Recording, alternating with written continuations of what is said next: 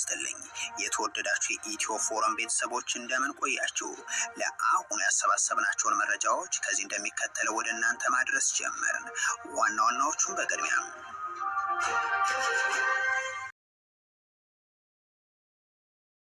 ቻይናና ጃፓን በታይዋን ጉዳይ የቃላት ጦርነት ውስጥ ገቡ።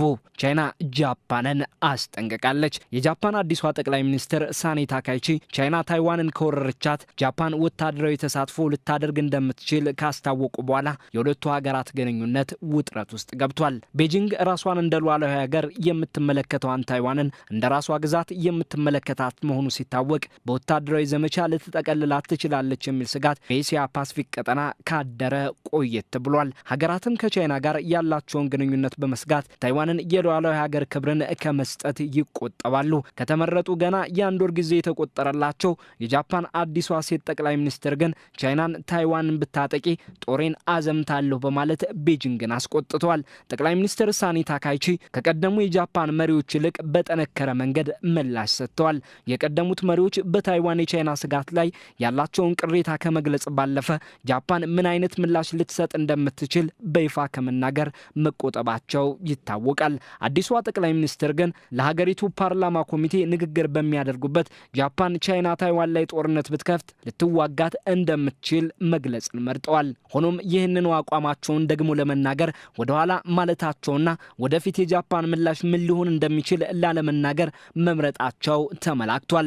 የሀገሪቱ የውጭ ጉዳይ ሚኒስትር ቶሺሚትሱ ሞቴጊ በበኩላቸው የጃፓን አቋም አልተቀየረም ሲሉ የጠቅላይ ሚኒስትሯን አቋም አጠናክረዋል። ከጃፓን የተሰማውን ጠንከር ያለ አቋምን ተከትሎ ቻይና ቁጣዋን ገልጻለች። የውጭ ጉዳይ ሚኒስቴሯ በታይዋን ጉዳይ ጃፓን ጣልቃ እንዳትገባ ሲል አስጠንቅቋል። የጃፓን የቱሪዝም ዘርፍ ላይ ያነጣጠረ ምክረ ሀሳብንም ለዜጎቿ ቻይና አቅርባለች። የቤጂንግ የትምህርት ሚኒስቴር በጃፓን በቻይናውያን ላይ የሚፈጸም ወንጀል ጨምሯል ሲል ተማሪዎቹን አስጠንቅቋል። ወደ ጃፓን እንዳይጓዙም ምክረ ሀሳቡን አቅርቧል። የቻይና የጠረፍ ዘብም ሁለቱም ሀገራት በባለቤትነት በሚከራከሩባቸው ደሴቶች ያለውን ቁጥጥሩን ማጠናከሩን አስታውቋል። በ2025 የመጀመሪያዎቹ 9 ወራት ብቻ 7.5 ሚሊዮን ቻይናውያን ጃፓንን ጎብኝተዋል። በዚህም ከጃፓን ጎብኚዎች ትልቁን ድርሻ ቻይናውያን መያዛቸው ተጠቁሟል። የአሁኑ ግንኙነታቸው መሻከር የጃፓንን የቱሪዝም ዘርፍ ሊጎዳው እንደሚችል ተሰግቷል። የቻይና ማስጠንቀቂያ ጃፓንን 14 ቢሊዮን ዶላር ሊያሳጣት እንደሚችልም እየተመላከተ ነው። ከህዝብ ለህዝብ ግንኙነት እስከ ግዙፍ የንግድ ግንኙነታቸው ላይ ከፍተኛ ጉዳት ሊያደርስ የሚችል ዲፕሎማሲያዊ መካረር ተደርጎም ተወስዷል። የጃፓን ባለስልጣናት በበኩላቸው የሁለቱ ሀገራት ግንኙነት እንዳይሻከር ፍላጎት እንዳላቸው ተጠቁሟል። የውጭ ጉዳይ ሚኒስትሩ ሞቴጊ ቻይና ግንኙነታችንን የማያሻከር ተገቢ ምላሽ እንድትሰጥ ለመጠየቅ ማቀዳቸውን አስታውቀዋል። ከሁለተኛው የዓለም ጦርነት ወዲህ ጃፓን ያላት ህገ መንግስት ጦሯን ቀጥተኛ ጥቃት እስካልተፈጸመበት ድረስ በሌላ ሀገር ጦርነት እንዳይሳተፍ የሚገድብ የነበረ መሆኑ በጎርጎሮሳውያኑ 2015 መቀየሩ ይታወቃል። ጃፓን ለህልውናዋ ወሳኝ ለሆነ ግጭት ለወዳጆቿ ድጋፍ ልትሰጥ እንድትችል ፈቅዷል። ይህም ዋነኛ ወዳጇን አሜሪካን እንድትተባበር ያለመ መሆኑ ይመላከታል።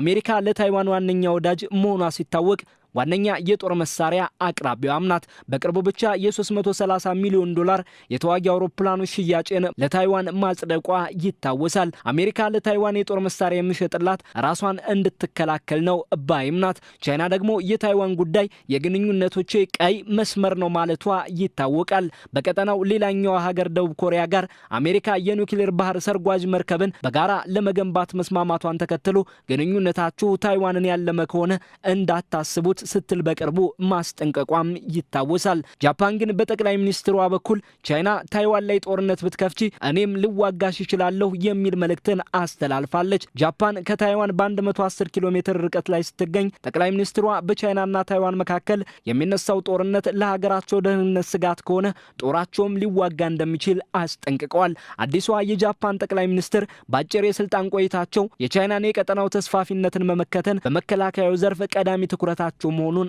አሳይተዋል።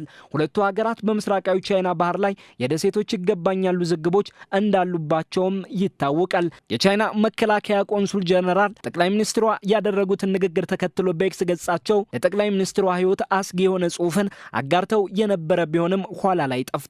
የቻይና የውጭ ጉዳይ ሚኒስቴር ቃል አቀባይም ጃፓን ለታይዋን ተገንጣይ ኃይሎች የተሳሳተ ምልክትን ከመስጠት እንድትቆጠብ አሳስቧል።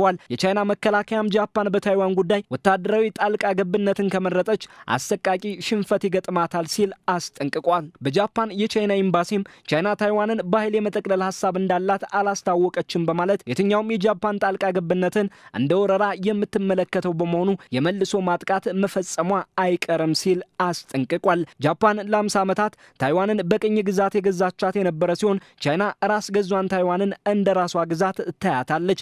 የጃፓን ወዳጁ አሜሪካ ከግዛቲቱ ጋር ያላትን ወታደራዊ ወዳጅነት አጠናክራለች። ጃፓን ደግሞ ግዙፍ የአሜሪካ ጦርን በግዛቷ እንደምታስተናግድ ይታወቃል። በዚህና በቀጠናዊ የበላይነት ማስጠበቅ ፍላጎት ሳቢያ ቻይና ታይዋን ላይ ብትዘምት ገለልተኛ ሆና የመቆየቷን ነገር ተንታኞች ሲጠረጥሩ የነበረ ሲሆን አሁን በጠቅላይ ሚኒስትሯ በኩል ጃፓን ጦሯ ከቻይና ሊዋጋ እንደሚችል ጠቁማለች።